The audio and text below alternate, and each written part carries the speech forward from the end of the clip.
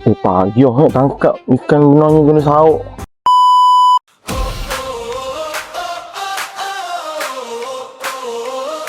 Are you ready now? Detik bermula dengar.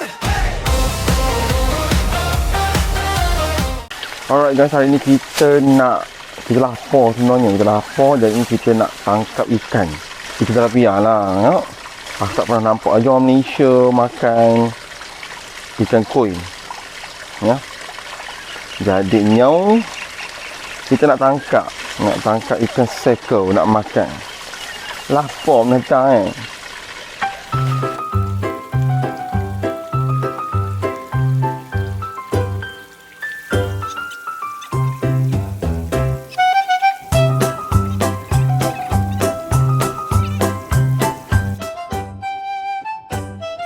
keluar lah.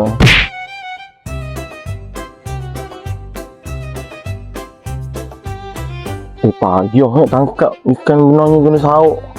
Dah walau nak kolam sendiri pun. Alah. 2,000 years later. Yes. Besar. Jangan jatuh. Besar ke weh?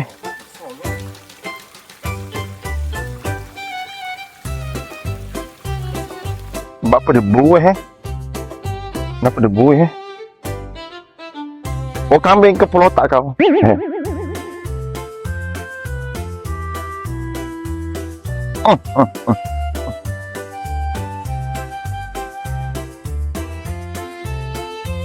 Ikan boleh dapat dah.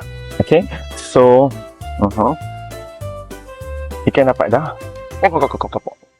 Okay, aku ni jenis yang tak sampai hati, tapi bukan kesian, tapi ni aku nak matikan dia tu. Banyak bodoh. Nak matikan tu masuk apa cahaya dulu.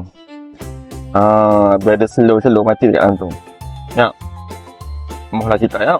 Jadinya inilah kemanfaatan bila kita ada kolam. Kita bela ikan yang boleh makan ya. Jadinya mohlah kita makan sama-sama ya. Assalamualaikum.